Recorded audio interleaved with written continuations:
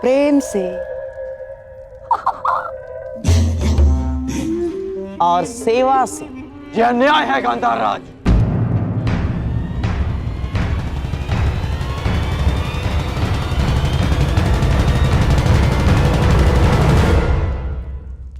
मित्र, तुम देख लो कैसे अनुचित बात कर रही है। खांडवप्रस्थ उस भूमि पर कांटे तक नहीं उगते, बंजर भूमि है वो, अंग से भी अधिक बंजर, जैसे आप शापित हो। महाराज, यदि विभाजन नीति अनुसार करना है, पांडवों को वो भूमि देना नीति का अपमान है।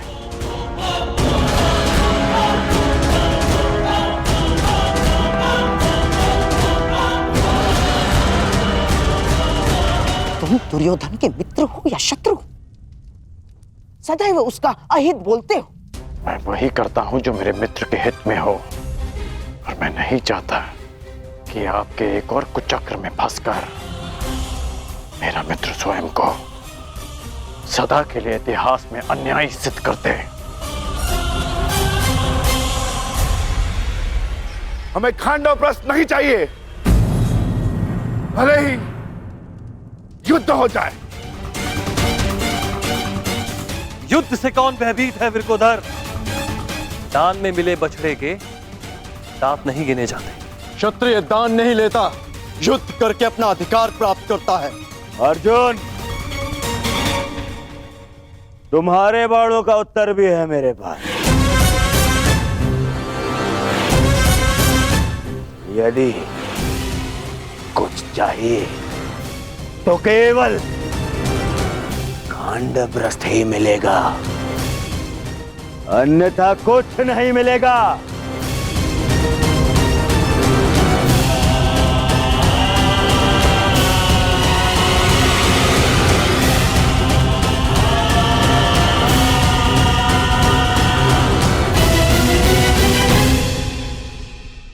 ये क्या कर रहे हो मित्र? इस अन्याय का भाग मत बनो। अन्याय? अपना अधिकार पाने में कोई अन्याय नहीं है मित्र। राजा, राजा मेरे पिता हैं, इसीलिए हस्तिनापुर पर केवल मेरा और मेरा अधिकार है। इस राजसभा में अब या तो उन्हें वो मिलेगा जो मैं चाहता हूं, अन्यथा वो जिसकी तुम्हें आकांक्षा है, और वो युद्ध है, युद्ध। इसलिए मामा श्री जो कर रहे हैं उन्हें करने दो। परंतु यदि पांडवों ने खांडवप्रस्थ स्वीकार कर लिया तो क्या करोगे?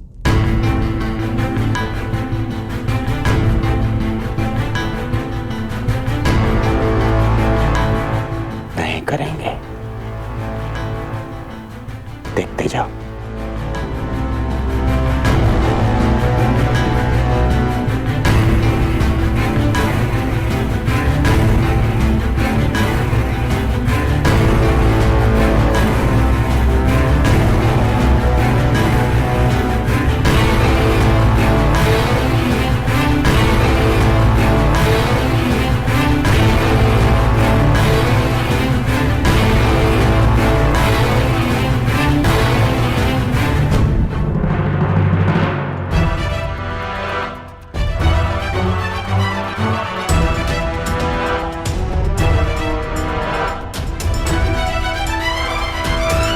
यदि खांडवप्रस्थ देकर मेरे अनुज दुर्योधन को संतोष मिलता है तो हमें खांडवप्रस्थ स्वीकार है।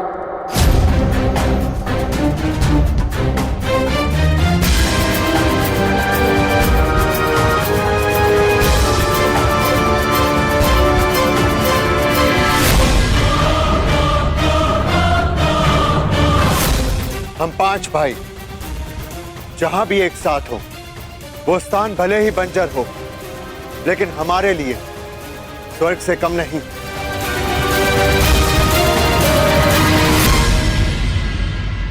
यदि प्रिय युधिष्ठिर को स्वीकार है तो हस्तिनापुर नया राज्य बनाने में तुम्हारी सहायता करें।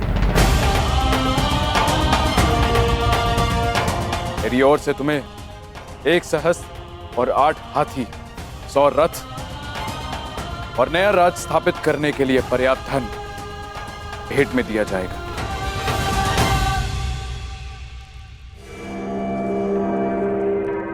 परंतु पुत्र,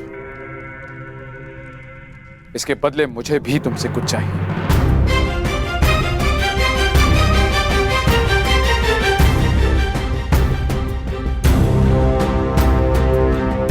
मैंने कौरवों और तुम में कभी भी पक्षपात नहीं किया। सदैव तुम्हें अपने पुत्र से बढ़कर माना है।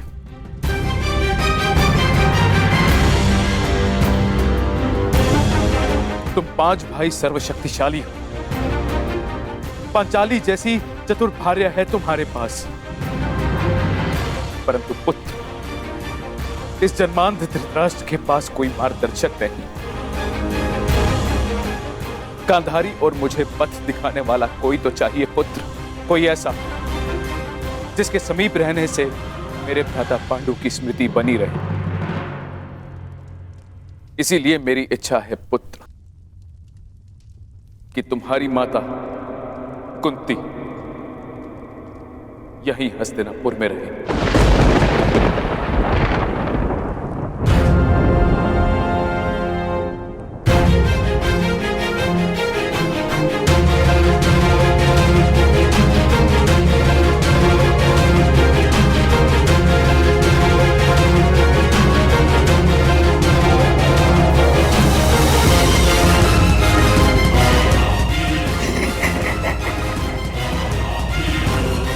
बहुत अच्छे महाराज, बहुत अच्छे। एक बार ही सही, परंतु आपने अपने मस्तिष्क का प्रयोग तो किया। नहीं, ये हमें स्वीकार नहीं।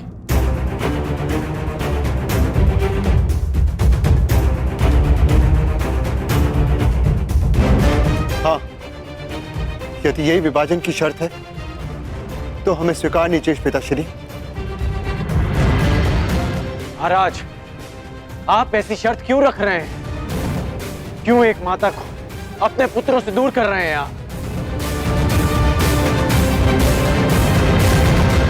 मैं कुंती को पांडवों से दूर नहीं कर रहा हूं अंगराज। मैं पांडवों को सदा अपने समीप रखने की कोशिश कर रहा हूं।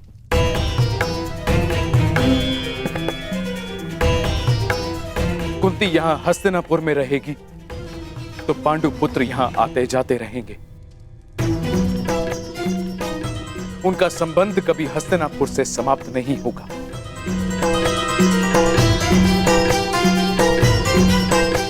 मेरी आंखें देख नहीं सकती, परंतु पांडु पुत्रों का स्वर मुझे सुनने को तो मिलता रहेगा।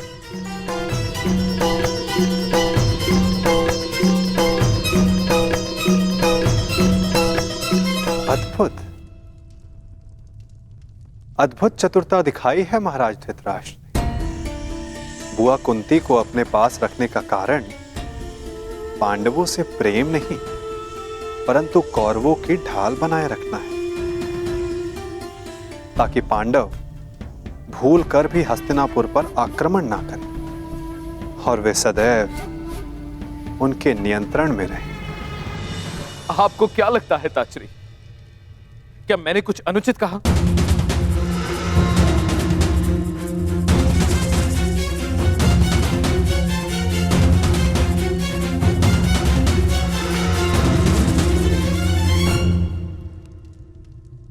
हम अपनी माता के बिना नहीं जाएंगे। भले जो भी हो, माता हमारे साथ ही जाएंगी। मैं कहाँ रहूंगी? ये निर्णय लेने का अधिकार मेरा है। मुझे ताजश्री और गांधारी दीदी के साथ रहना स्वीकार है।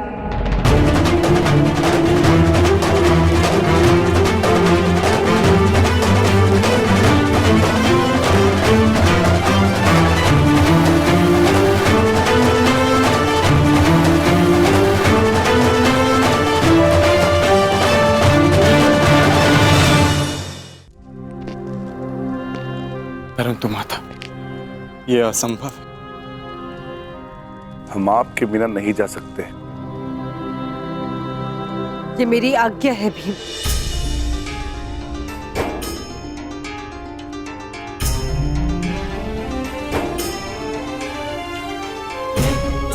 अर्जुन, भीम जीवन में कुछ निर्णय स्वीकारने में बड़े कठोर हो सकते हैं, क्योंकि वे निर्णय नहीं, समय द्वारा ली जाने वाली परीक्षा होती है। यदि बुआ कुंती दोनों परिवारों को एक रखने, महाराज धृतराष्ट्र की इच्छा पूर्ण करने के लिए इतना बड़ा बलिदान दे रही है, तो आप सबको इसका सम्मान करना चाहिए।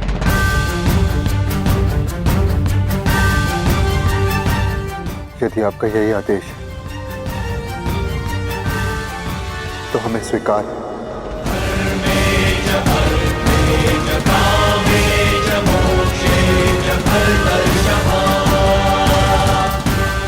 पितामह और माता से दूर रह पाना कठिन और कष्टप्रद होगा, परंतु आपकी इच्छा पूर्ति के लिए हम आपको छोड़कर खांडवप्रस्थ जाएंगे।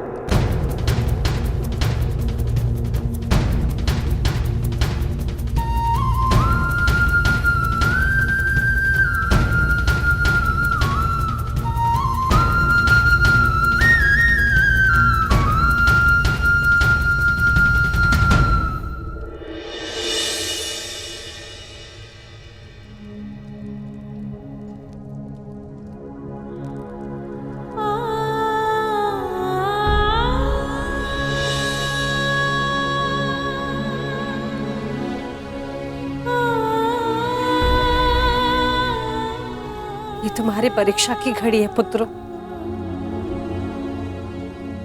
तुम्हें बंजर भूमि में पुष्प खिलाने, परिश्रम करना है और पांचों साथ रहना।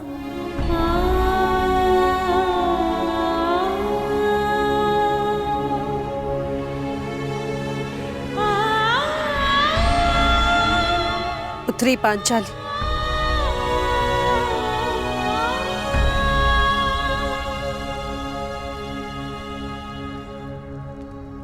से मेरे पांचों पुत्र तुम्हारा उत्तरदायित्व है।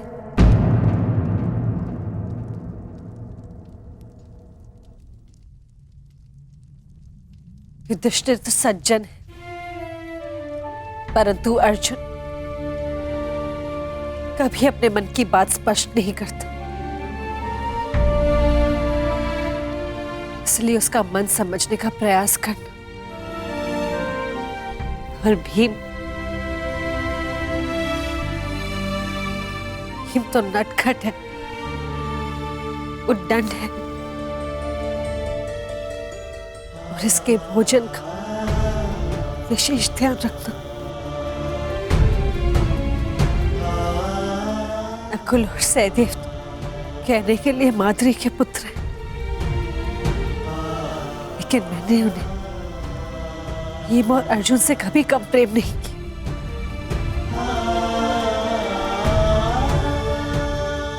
अब तक मैंने इन पांचों भाइयों को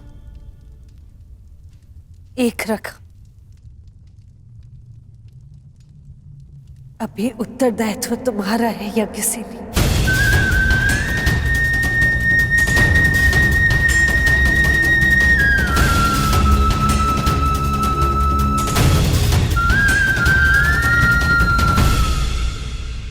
माता का कर्तव्य संतान के साथ रहने में नहीं, अभी तो उन्हें अपनी आंचल की छाव से मुक्त कर देना, ताकि वो अपना व्यक्तित्व स्वयं गढ़े। कदाचित विभाजन के माध्यम से अगर नियति ने मुझे संदेश दिया जो मुझे स्वीकार है,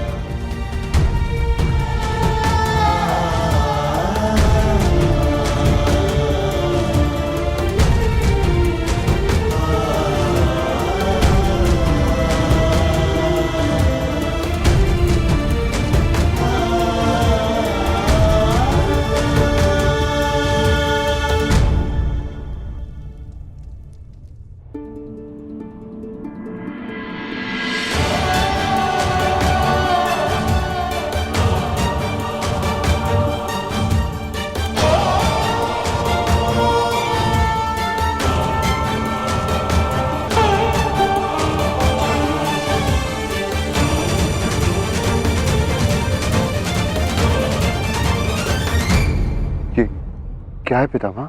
ये सब हस्तिनापुर के नागरिक हैं पुत्रों।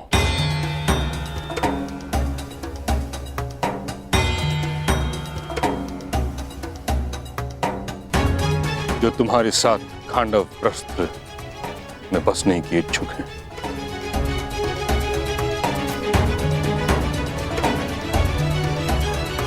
जाओ पुत्रों, जाकर एक नया प्रारंभ करो, एक युग का, एक व्यवस्था का, एक राज्य का।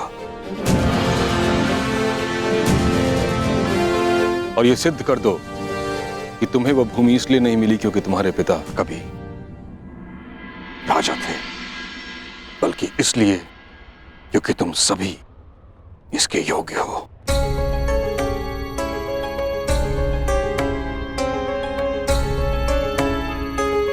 आयुष्मान भव। समय सी शक्ति है,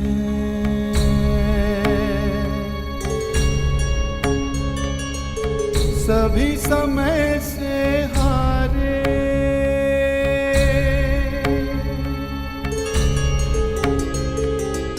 समय सी शक्ति है, सभी समय से हारे, राजा हो या रंग सभी बनते रहे बेचारे। समय बड़ा महान है इस जग में, समय बड़ा महान, समय बड़ा महान है इस जग में, समय बड़ा महान।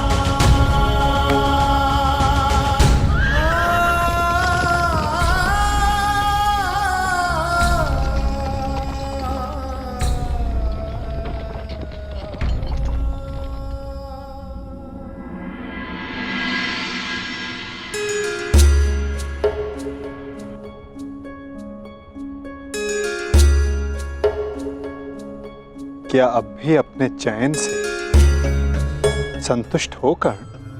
हाँ वासुदेव, मैं अब भी अपने चैन पर अडिग हूं, क्योंकि इस समय मेरे मित्र को मेरी सबसे अधिक आवश्यकता है।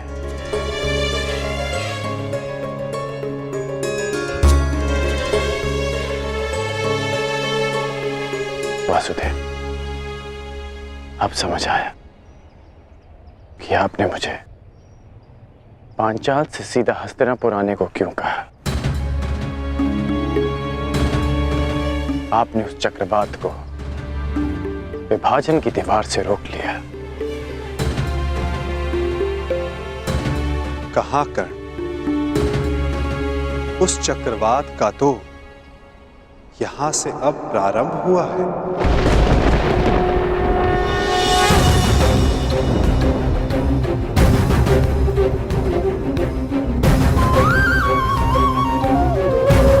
अर्थात ये सब आपकी योजना है।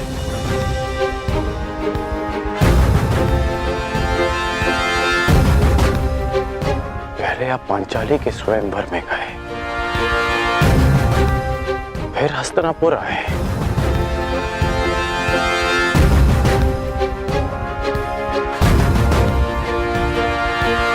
आपकी वास्तविक योजना क्या है?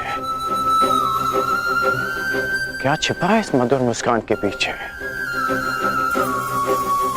क्या चाहते हैं आप वासुदेव? मैं तो केवल तुम्हें अपने पक्ष में चाहता हूं कर्ण। मैं तो आप ही के पक्ष में हूं वासुदेव, परंतु मेरा दुर्भाग्य है कि आप पांडवों के पक्ष में हैं। आपने उनका चयन किया। एक बहुत ही बुद्धिमान ज्ञानी पुरुष ने मुझसे कहा था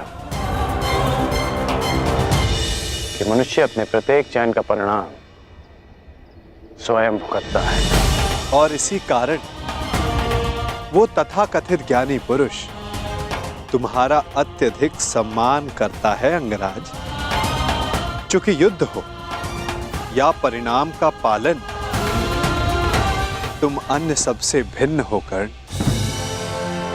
और उनसे एक पग आगे भी। हो सकता है, परंतु आप सबसे सैकड़ों पग आगे हैं केशव। आपसे कोई स्पर्धा नहीं कर सकता। हाँ, चूंकि मैं किसी स्पर्धा में सम्मिलित ही नहीं हूं कर्ण।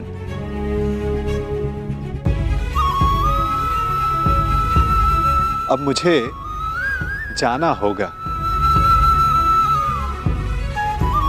परंतु न जाने क्यों मुझे यह आभास हो रहा है कि हमारी भेंट शीघ्र होने वाली है।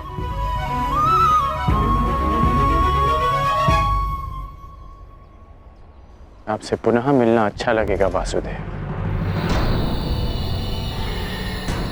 बस इतनी सी आशा है कि कूटनीति का फिर से कोई खेल ना हो। मैं कूटनीति नहीं खेलता कर्ण। मैं तो बस नीति के लिए मार्ग बनाता हूं। जहां कोई पथ ना हो वहां पथ प्रदर्शन करता हूं। सारथी जो हूं।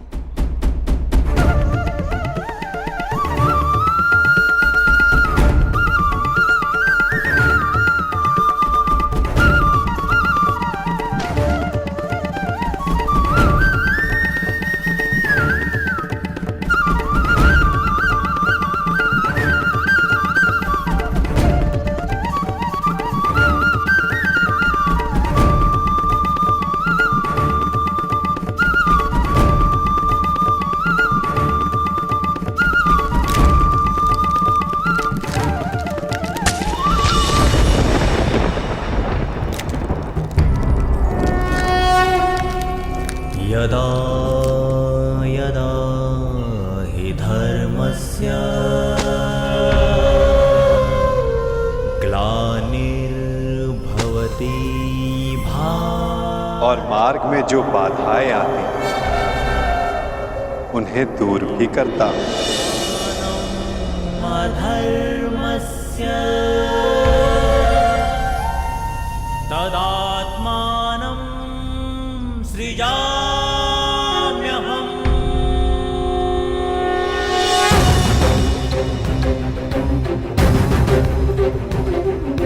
परित्राणाय साधूनां विनाशाय च दुष्कृतां।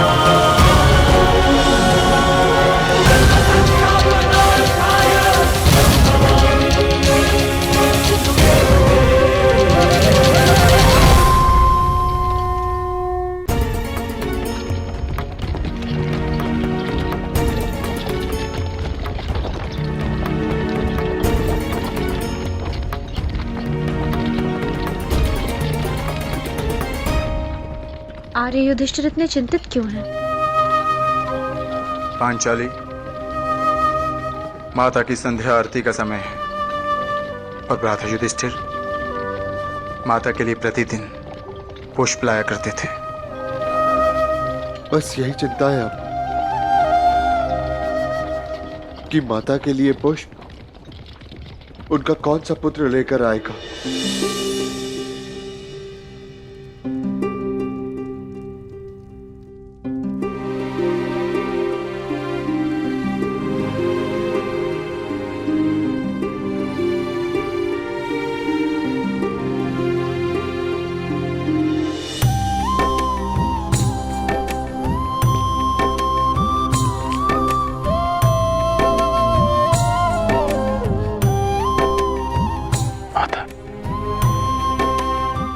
पुत्रों के हस्तिनापुर से जाने का खेद है मुझे।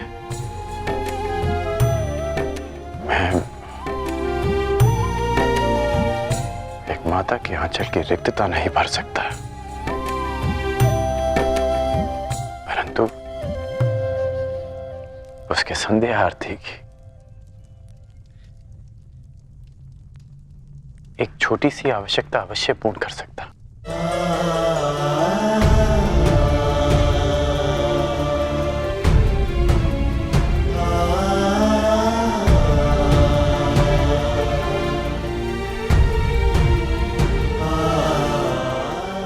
बहुत चिंतित होकर उस बंजर खांडव प्रस्थ में न जाने मेरे पुत्र किन कठिनाइयों में होंगे।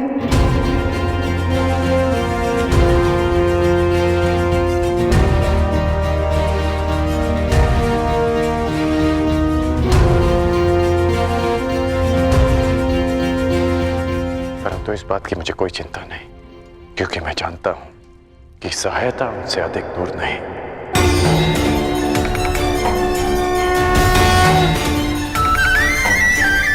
श्री कृष्ण गोविंद हरे मुरारी, हे नाथ नारायण वासुदेवा।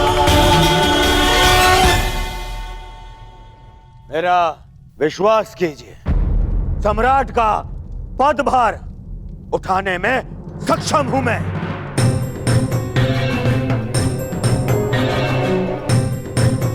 यदि ताचरी अपनी अनुमति और आशीर्वाद दे तो मुझे कोई आपत्ति नहीं पुत्र।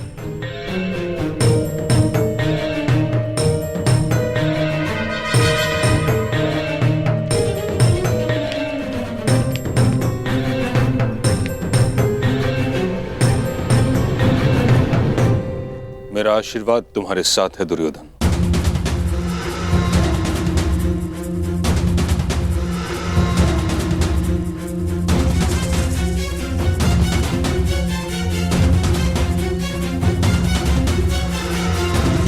किंतु मेरी अनुमति नहीं।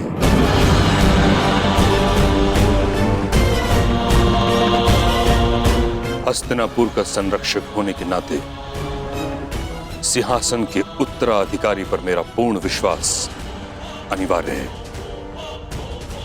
और तुमने अब तक ऐसा कुछ किया नहीं है दुर्योधन, जिस कारण तुम इस पद के योग्य माने जाओ। तो आज्ञा दीजिए मामहीन, मैं अपने मित्र दुर्योधन के लिए दिग्विजय करना चाहता हूं। कदाचित तुमने ठीक से सुना नहीं, कारण मैंने क्या कहा।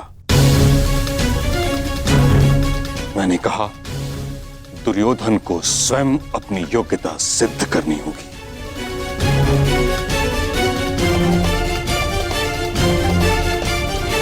सम्राट बनने के लिए योग्यता का अर्थ केवल रण विजय प्राप्त करना नहीं, शान प्रबंधन भी है। युद्ध नीति नहीं, मैत्री नीति भी है।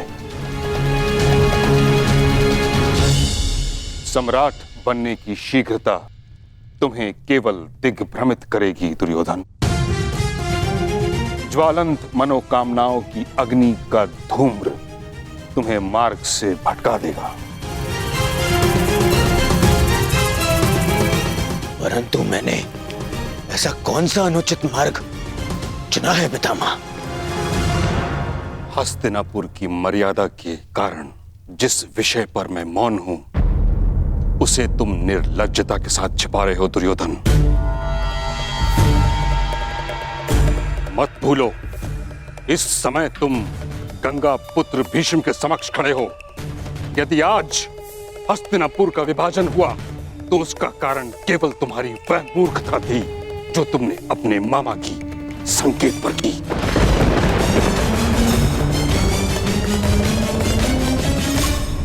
लक्ष्य ग्रह की अग्नि में हस्तिनापुर को जलते हुए नहीं देख सकता था मैं।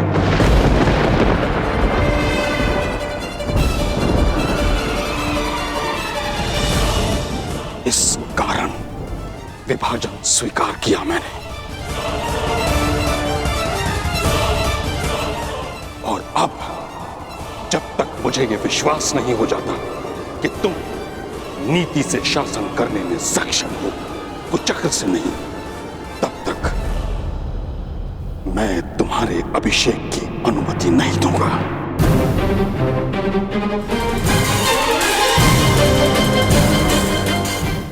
जब तक मुझे यह विश्वास नहीं हो जाता कि तुम नीति से शासन करने में सक्षम हो, कुचक्र से नहीं, तब तक मैं तुम्हारे अभिषेक की अनुमति नहीं दूंगा। परंतु पितामह। दुर्योधन, अभी तुम इतने बड़े नहीं हुए कि गंगा पुत्र के सुझाव का विरोध करो, समझे? महामहिम, महामहिम बच्चा है, नहीं समझता कुछ बातें, परंतु मैं आपसे सहमत हूं और आपको विश्वास दिलाता हूं कि दुर्योधन अपने सिंहासन पर तभी अधिकार दिखाएगा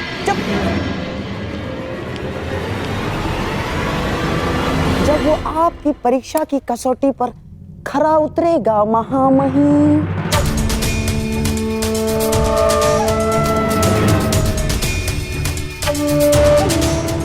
तुम मूर्खता मत करो।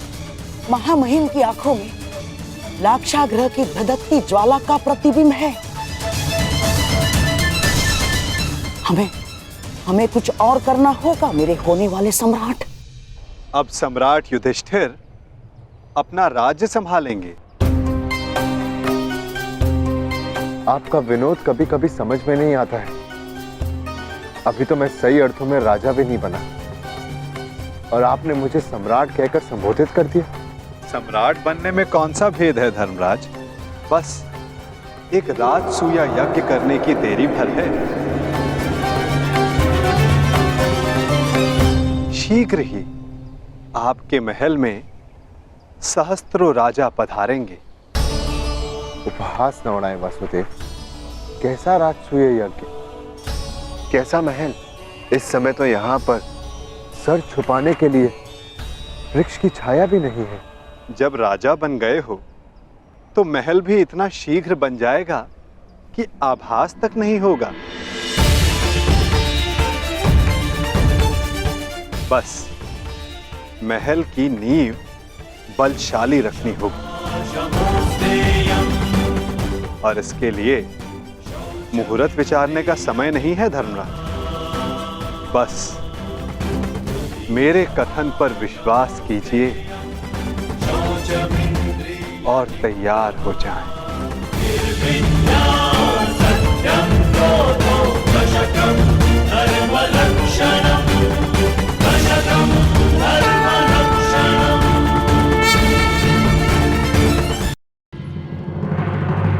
तो ये है हमारी योजना। राजसूया यज्ञ की सफलता के लिए इसी भांति चारों दिशाओं में खांडवप्रस्थ की पताका फहरानी होगी।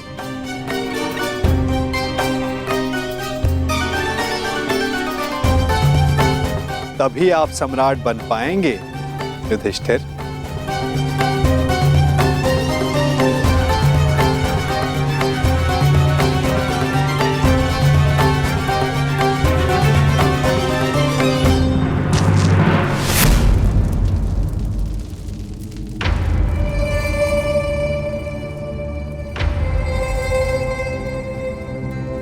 बस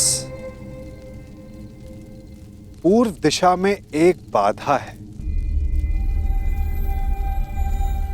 बाधा? कौन सी बाधा माधव? मगध। हाँ मेरे होने वाले सम्राट, यदि तुम्हें पूरे भारतवर्ष में अपने आप को सर्वशक्तिशाली सिद्ध करना है तो तुम्हें मगध पर अपना प्रभुत्व स्थापित करना ही होगा। और मगध का अर्थ है जरासंध।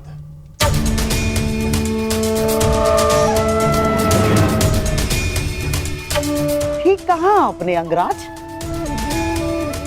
मगध का अर्थ है जरासंध, आपका भूतपूर्व मित्र और वर्तमान शत्रु।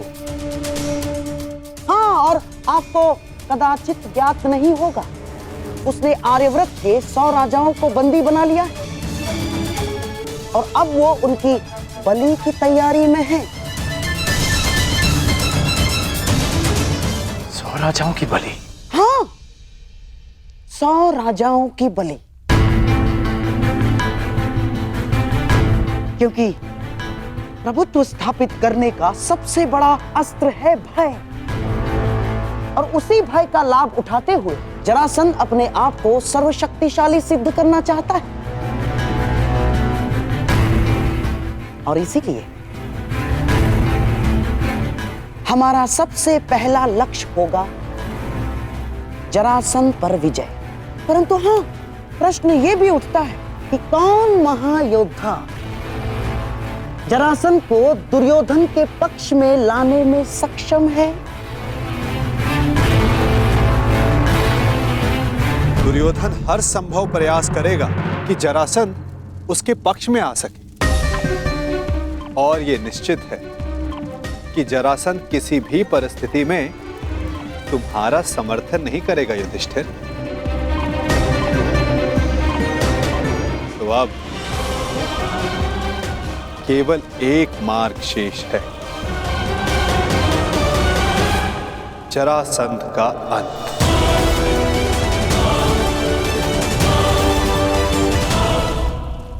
अर्थात आप उसका वध कर देंगे माधव? युधिष्ठिर, यदि जरासंध का वध मेरे हाथों होना होता तो मुझे 18 बार उससे युद्ध करने की आवश्यकता नहीं पड़ती। जरासंध का वध किसी और के हाथों लिखा है।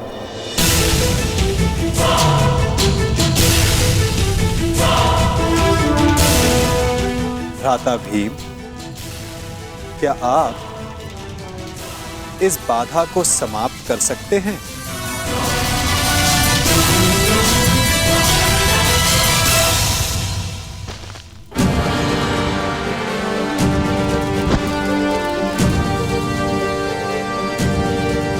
उत्तम। यदि इस प्रकार आप मेरी मंशा भांप लें तो प्रत्येक समस्या का समाधान निश्चित है। मैं वासुदेव की मंशा जानता हूं। वो किसी भी प्रकार जरासंध पर पांडवों की विजय प्राप्त करने का प्रयास करेंगे, परंतु तुम चिंता मत करना मित्र।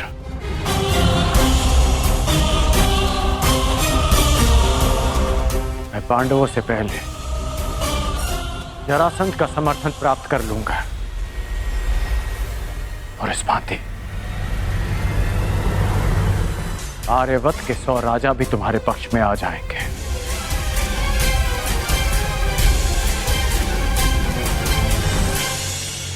इससे पूर्व कि जरासंध दुर्योधन का समर्थन करे, उसका अंत आवश्यक है। अर्थात हमें जरासंध का वध करना होगा।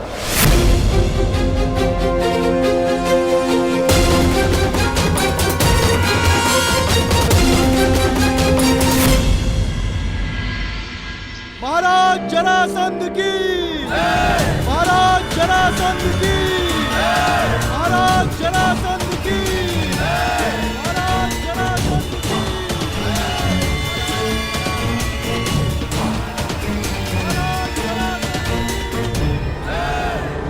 महाराज जरासंध की।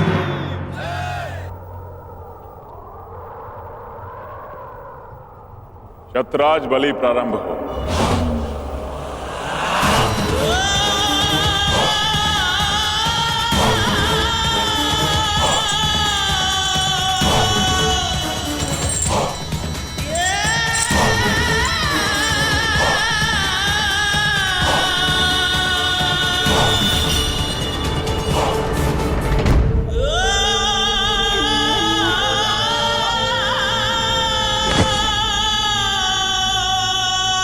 Oh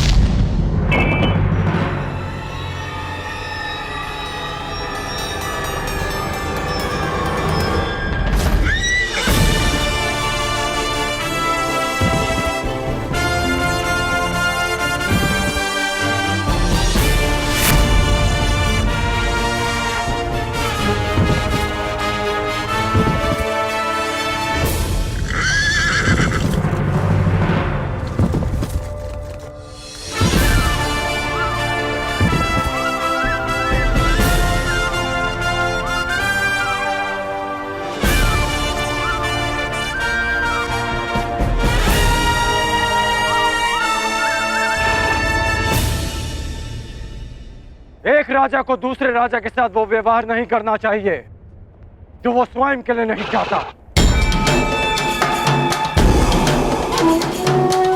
मुझे जब भी तुम्हारी सहायता की आवश्यकता पड़ी तुम एक बार मेरी सहायता करने अवश्य आओ।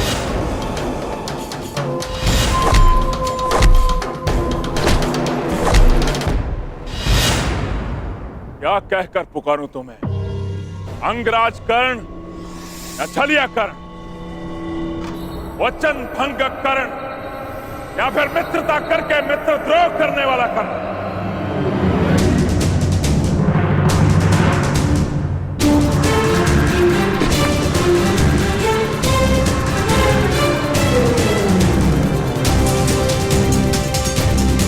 न्याय का योद्धा परशुराम शिष्य राधे कर्ण पुकार सकते हो, जिसे ये बलि रोकनी पड़ी क्योंकि ये आवश्यक था।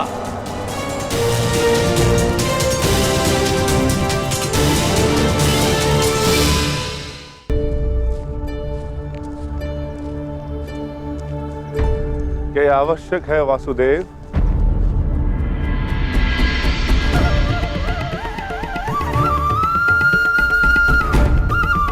हाँ, हम वहां जरासंध के अंत के लिए जा रहे हैं। अपनी सुरक्षा के लिए वेश बदल कर जाना, क्या यह कायरता नहीं? नहीं भीम, हमने ये वेश उन सैनिकों के प्राणों की रक्षा के लिए धारण किया है जो हमें पहचान कर हम पर आक्रमण करेंगे और अकारण ही बाहुबली भीम के हाथों मारे जाएंगे।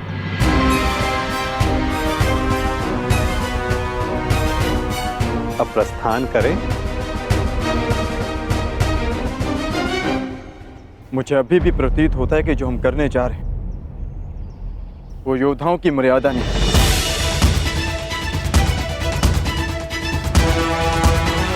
आप आज्ञा दीजिए, मैं अपने ही वेश में एक ही क्षण में मगध के द्वार ध्वंस कर दूंगा और जरासंध को भी धराशायी कर दूंगा। तुम्हारा ये आक्रोश और तुम्हारी युद्ध के लिए ये उत्सुकता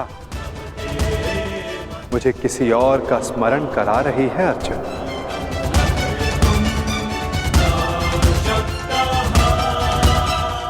इसका माधव है एक तुम जैसा, परंतु तुमसे पूर्णता भिन्न।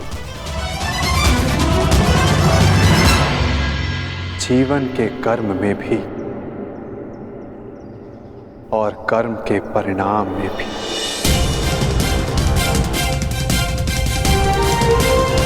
जरासंध, मैं मित्र दुर्योधन की ओर से तुम्हें सावधान करने आया हूं। शीघ्र ही तुम पर आक्रमण होने वाला है, इसलिए अपनी सुरक्षा का प्रबंध करो और हस्तिनापुर से संधि भी।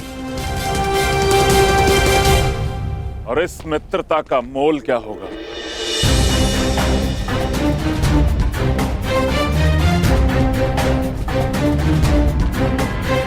बस इन 100 राजाओं को मुक्त करना होगा।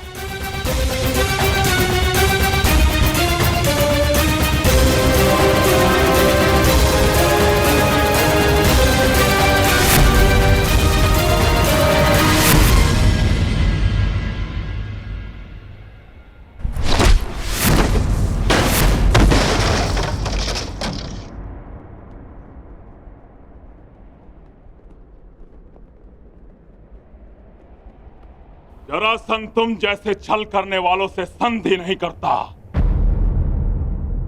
उनका अंग विच्छेद करता है।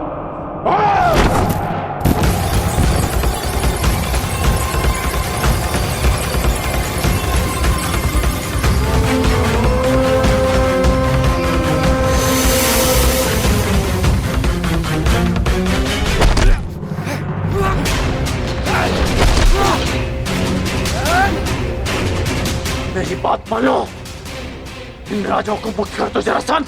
और राजा की नहीं, एक तो एक राजाओं की बलि चढ़ेगी कर्ण।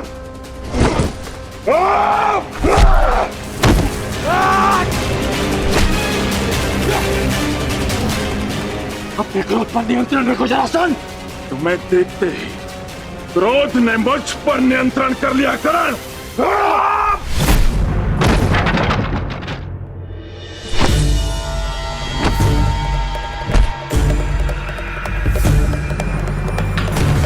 रुक जाओ जरासंध, मैं तुम्हें सावधान कर रहा हूं। रुक तो तुम गए थे करण, सहायता तो तुम मेरी करने आए थे, किंतु हाथ मिला बैठे उस छलिया कृष्ण से।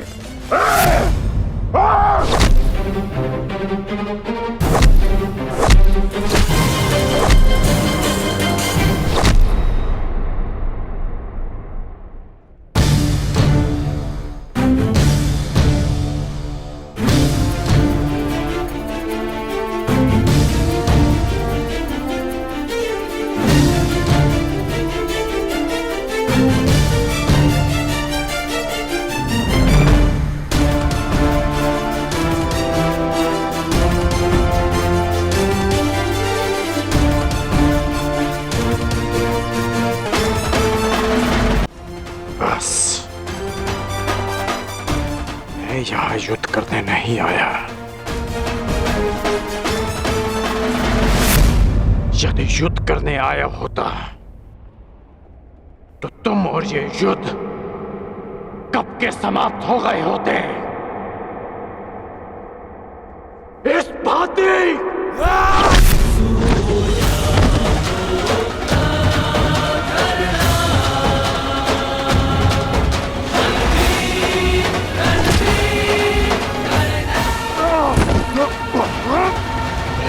मैंने ना वचन भंग किया और ना छल किया।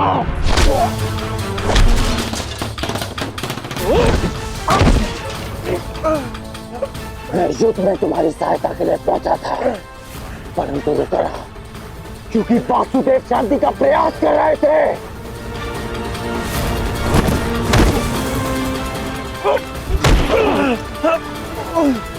तुमने एक निर्दोष की हत्या की, इसलिए मैंने युद्ध में सम्मिलित न होने का निर्णय लिया। मैंने मित्रता भंग नहीं की।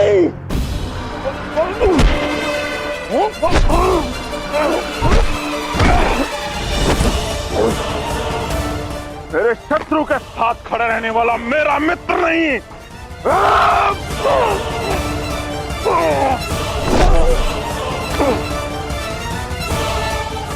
तो तुम अपनी ही भाषा में सुनो।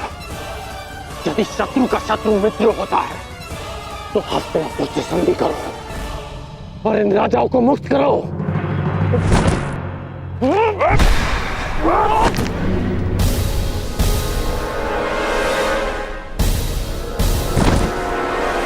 आज तुम वासुदेव के विरुद्ध हो। नहीं, मैं वासुदेव के विरुद्ध नहीं, परंतु अपने मित्र दुर्योधन के साथ हूं, जो वासुदेव के विरुद्ध हैं। अब मेरी बात ध्यान से सुनो। तुम पे शीघ्र ही आक्रमण होने वाला है, इसलिए हस्तिनापुर से संधि करके दुर्योधन से मित्रता स्वीकार करो। कृष्ण का विरोध करने वाले के लिए 100 राजा क्या, मैं सहस्त्र राजाओं को छोड़ सकता हूं। मुझे तुम्हारी संधि स्वीकार है।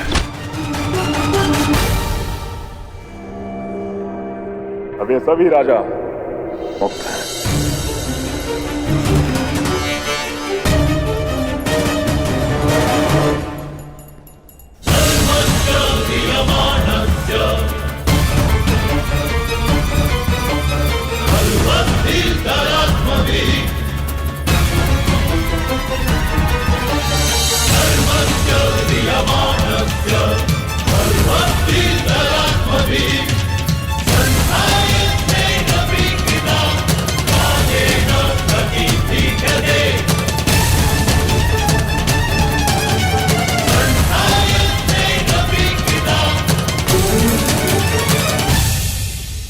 हम लोग नगर द्वार पे क्यों खड़े, भीतर क्यों नहीं जा रहे वासुदेव? शांत विकोधर।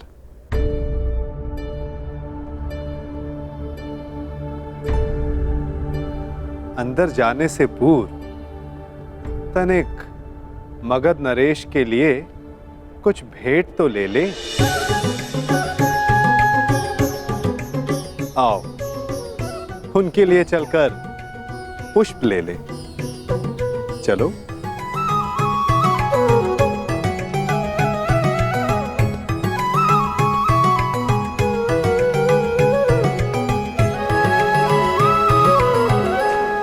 आप सब अपने राज्य जाने के लिए मुक्त हैं।